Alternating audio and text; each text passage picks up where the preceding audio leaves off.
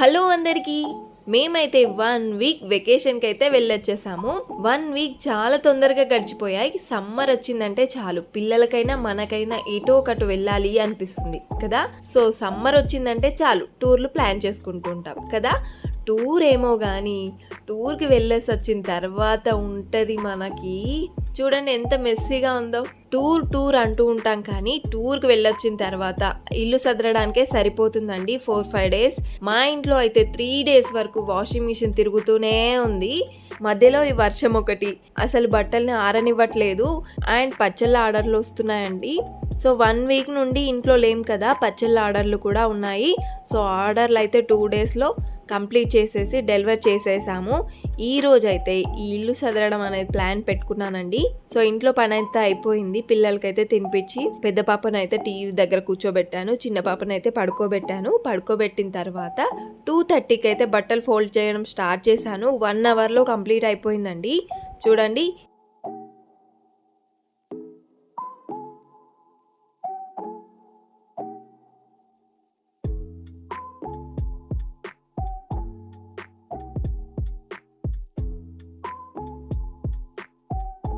చూడండి ఇలా ఉన్న రూమ్ కాస్త ఇలా అయిపోయింది. అండ్ మళ్ళీ బట్టలన్నీ ఫోల్డ్ చేసిన తర్వాత ఇల్లంతా ఊడ్చేసి ఒకసారి తుడిచేసిన తర్వాత అప్పుడు నాకైతే ప్రశాంతంగా అనిపించింది. 2 డేస్ నుంచి ఇలానే తిరుగుతున్నాను ఇందులో నుండే. ఏం చేయాలి చెప్పండి, పచ్చళ్ళ ఆర్డర్లో ఒక సైడ్, పిల్లలు ఒక సైడ్. అండ్ వెకేషన్కి వెళ్ళొచ్చాం కదా, సో జర్నీ వల్ల కొంచెం ఇబ్బందిగా అనిపించింది. సో రూమ్ 2 డేస్ ఎలాగైనా ఉండని అడ్జస్ట్ అయిపోతా అని చెప్పేసి అలా వదిలేశాను. మా హస్బెండ్ కూడా ఏం అనలేదు పాపం. ఎవరింట్లో అయినా సరే ఒక చైర్ ఉంటుంది, ఆ చైర్లో బట్టలు ఉంటాయి కదా. అందుకని చెప్పి ఆ చైర్నే ఉండనివ్వనండి నేను. చైర్ అక్కడ ఉంది అంటే చాలు, ఇక బట్టలు తీసుకొచ్చి అందులో పడేస్తే అవి అట్లనే ఉంటాయి. మనం ఫోల్డ్ చేయాలనుకున్నా కానీ బద్ధకంతో ఆగిపోతూ ఉంటాము. నాకైతే ఇలానే అనిపిస్తుంది. మరి మీకు మీ ఇంట్లో కూడా ఇలాంటి చైర్ ఒకటి ఉంటుందా? కామెంట్ చేయండి. అండ్ 1 అవర్లో కంప్లీట్ అయిపోయింది. చూడండి ఇప్పుడు ఈ రూమ్ని చూస్తుంటే నాకైతే ఎంత మనశ్శాంతి ఉందో. చూస్తూ ఉంటే ఇలానే కూర్చోవాలనిపించింది. రూమ్ ఇలా నీట్గా ఉందనుకోండి అప్పుడే హ్యాపీగా ఉంటుంది. ఇలా చిందరవందరగా ఉందంటే ఎవరైనా నచ్చినా ఈ రూమ్లోకి రమ్మనాలంటే ఇబ్బందిగా అనిపిస్తుంది. సో ఎప్పుడు ఇలా ఉండదు, నీట్గానే ఉంటుంది.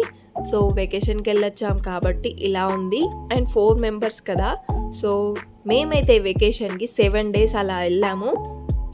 పిల్లలు ఉన్నారు కాబట్టి సో బట్టలు ఎక్కువనే తీసుకెళ్ళాలి. నైట్ డ్రెస్ అని, డే డ్రెస్ అని, అలా ఇలా వాళ్ళు వాటర్ పడ్డాయి అని చెప్పి మళ్ళీ డ్రెస్ చేంజ్ అంటారు, సూప్ పడిందని డ్రెస్ చేంజ్ అంటారు, ఇలా అంటూనే ఉంటారు మా పాపలైతే. మీ పిల్లలు కూడా ఇంతేనా? ఇక్కడ ఒక టెడ్డీ బేర్ ఉంది చూసారా, రెడ్ కలర్ది, అది నా ఫేవరెట్ అండి. పెళ్ళైన కొత్తలో తీసుకొచ్చారు మా హస్బెండ్. అది ప్లేట్స్ వచ్చిన తర్వాత ఖరాబ్ అయిపోయింది. దాన్ని ఏం చేయాలో అర్థం కాక మా పిల్లల బట్టలు ఉంటాయి కదా కొంచెం దాచిపెట్టుకోవాలి అనిపించేవి, అందులో పెట్టేసి స్టిచ్చెస్ చేశాను. మాకైతే ఫ్లడ్స్ వచ్చినప్పుడు ఆ టెడ్డీ మొత్తం పాడైపోయింది. అయినా సరే దాన్ని పడేయాలనిపించలేదు. ఎందుకంటే అదంటే నాకు చాలా ఇష్టం. సో దాంట్లోనే మా పిల్లల ఫస్ట్ తీసుకొచ్చిన బట్టలు, ఫస్ట్ వేసుకున్న డ్రెస్సెస్, కొంచెం మంచిగా ఉన్న డ్రెస్సెస్ అన్నీ అందులో పెట్టేసి స్టిచ్ చేశాను. సో అది ఎప్పుడు మా బెడ్ పైనే, మా పక్కనే ఉంటుంది. పిల్లలు కూడా దాన్ని పట్టుకునే పడుకుంటారండి. ఫైనల్గా బట్టలు అయితే ఫోల్డ్ చేశాను. ఇప్పుడు బెడ్షీట్ తీసేసి కొత్త బెడ్షీట్ వేసేస్తే రూమ్ అంతా క్లీన్ అయిపోతుంది. అండ్ మీ ఇంట్లో కూడా ఇలానే ఫోల్డ్ చేసి పెడతారా? మీ ఇంట్లో బట్టలు ఎలా స్టోర్ చేసుకుంటారో నాకు కామెంట్ చేయండి. అండ్ ఫైనల్గా రూమ్ అంతా క్లీన్ చేసేసి ఫేస్ వాష్ చేసేసుకొని కూర్చున్నాను. అమ్మయ్యా అనుకొని. సో ఇంతలో ఈవినింగ్ అయిపోయింది. మా పిల్లలైతే బయట ఆడుకుంటున్నారు. సో నేనేం చేద్దామని చెప్పేసి చూస్తుంటే ఒక వర్షానికి వాటర్ అయితే వచ్చేసాయి. చూడండి మా పక్కనే వాగుంటుంది. నేనైతే వెకేషన్కి వెళ్ళొచ్చేసరికి మా బయట చెట్లు ఎలా పెరిగిపోయాయో చూస్తుంటేనే బాధ అనిపించింది. ఏం చేద్దాం అనేసరికి ఇక క్లీన్ చేయడం అయితే స్టార్ట్ చేశాను. రూమ్ అయితే క్లీన్ అయిపోయింది కదా, సో చెట్లన్నీ పీకేద్దామని చెప్పి స్టార్ట్ చేశాను. ఒక 1/2 అవర్లో ఇవన్నీ పీకేశాను. ఆ పక్కన గోరింటాకు చెట్టు కూడా విపరీతంగా పెరిగిపోయింది. దానిపైన దొండతీగ, పిచ్చి దొండ ఉంటుంది కదా, సో అదైతే చుట్టుకొని పోయింది. గోరింటాకు చెట్టు అయితే కనిపించట్లేదు. సో దాన్ని కూడా పీకుదామని చెప్పేసి స్టార్ట్ అయితే చేశాను. ఒక 1/2 అవర్లో అన్నీ పీకేశాను. 1/2 అవర్ తర్వాత ఇలా ఉంది. ఆ పెద్ద చెట్టుని అయితే కొట్టేయమని చెప్పాను. ఇప్పుడు ఎట్లాగో వర్షాలు పడుతున్నాయి కాబట్టి సో తొందరగానే పెరిగిపోతుంది మళ్ళీ అని చెప్పి అదైతే హాఫ్ వరకు కొట్టేపించాను. ఇంతలో 6 అయిపోయింది.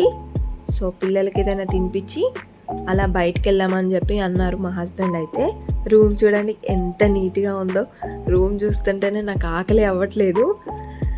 ఫైనల్గా నీట్గా అయిపోయింది. ఎప్పుడు ఇలా ఉందనుకోండి ఎంత బాగుంటుంది, కానీ పిల్లలతో అంత ఈజీ కాదు. ఏదో ఒకటి చేసి అల్లరి చేస్తూ ఉంటారు. మా పిల్లో కవర్స్ చూసారా, బతుకమ్మ పూల తీరొక కలర్ ఉంది. అసలు అయితే పిల్లో కవర్స్ తీసుకోవాలని చెప్పి ఎప్పటి నుంచో అనుకుంటున్నాను, కానీ కుదరట్లేదు. తీసుకోవాలి. అసలు బయటికే వెళ్ళట్లేదు ఈ ఎండలకి. మళ్ళీ సమ్మర్లో పిల్లలకి బయటికి తీసుకెళ్తే ఏదో ఒక ప్రాబ్లం ఇబ్బంది పడుతుంటారని చెప్పేసి నేనైతే బయటికి వెళ్ళట్లేదు. అండ్ మా మిహికకి 18 months కదా, సో దాన్ని తీసుకెళ్ళాలి అనిపించదు. పాపం 1 time చేస్తుందని చెప్పేసి బయటికి వెళ్తే తీసుకెళ్దామని చెప్పి తీసుకెళ్లారు. సండే కదా, సో మేమైతే ఇంట్లో నాన్ వెజ్ ఏం వండుకోలేదు ఈరోజు. అందుకని చెప్పి బయటికి వెళ్దామని చెప్పి అన్నారు. చాలా డేస్ అయింది మేము బయటికి వెళ్ళి తినడం. రెస్టారెంట్కి అయితే బైక్ పైన స్టార్ట్ అయిపోయాము. మా పిల్లలకి ఫుల్ హ్యాపీ, ఎందుకంటే నైట్ టైం ఇలా బయటికి వెళ్ళడం అంటే వాళ్ళకి చాలా ఇష్టం. రెస్టారెంట్లో తిన్నది లేదు, చేసింది లేదు, కానీ బయటికి వెళ్తే అయిపోతుంది వాళ్ళైతే ఏం తినరు, ఎందుకంటే అన్నీ స్పైసీగా ఉంటాయి కాబట్టి వాళ్ళైతే ఏం తినరండి. మామూలుగా తింటే ఫ్రెంచ్ ఫ్రైస్ లాంటివి ఇలా తింటారు. సో అవైతే ఆర్డర్ చేసాము మా యాజ్ఞిక కోసం, మిహిక కోసం. వాళ్ళైతే తినడం స్టార్ట్ చేశారు. మేమైతే స్టార్టర్స్ ఆర్డర్ చేసుకున్నాము, లైక్ వెజ్ స్ప్రింగ్ రోల్స్, అలాగే చీజ్ బాల్స్, ఇంకా బిర్యానీ. కథం అయిపోయింది. మా చిన్న పాప చూసారా ఎలా తింటుందో, టేబుల్ పైన కూర్చొని బిర్యానీ ప్లేట్ని పట్టుకొని ఎలా తింటుందో. బిర్యానీ మొత్తం వైట్ రైస్ ఉంటుంది కదా, సో అదైతే తింటుంది. తను చాలా ఇష్టంగా తింటుంది. కానీ ఇందులో ఈ వైట్ రైస్లో ఇంకా టమాటా కెచప్ పెట్టుకొని తింటుందండి. రెస్టారెంట్ మొత్తం మా పాపనే చూస్తున్నారు. చూడండి మీరే ఎలా తింటుందో, ఎంత క్యూట్గా తింటుందో కదా. సో వాళ్ళ నాన్న అడుగుతుంటే బాగుందా బిర్యానీ అని అడిగితే సూపర్ అని చెప్పి చేయి చూపిస్తుంది చూసారా. తనకు చాలా నచ్చిందన్నమాట. స్పైసీనెస్ లేకపోతే రైసే కదా అండి తింటుంది. సో మరీ అంతగా పెట్టలేదు, అరగదని చెప్పేసి కొంచెం అయితే తినిపించాను. ఈ కొంచెం రైస్ కూడా పెట్టేదాన్ని కాదు, కానీ వాళ్ళ అక్క తింటుందని చెప్పేసి తింటుంది. అండ్ బయట రెస్టారెంట్కి వచ్చినప్పుడు ఇలా మిర్రర్ దగ్గర హ్యాండ్ వాష్ చేసుకుంటూ వీడియో తీసుకోవడం నాకైతే చాలా అలవాటు. చాలా బాగుంటాయి కదా ఇక్కడ మిర్రర్స్. అందుకని చెప్పి నేనైతే ఒక వీడియో తీసుకున్నాను. తినేసి అయితే బయటకు వచ్చేసాం. ఈరోజు డే అయితే ఇలా గడిచింది. సో నెక్స్ట్ వీడియోలో కలుద్దాం. బాయ్.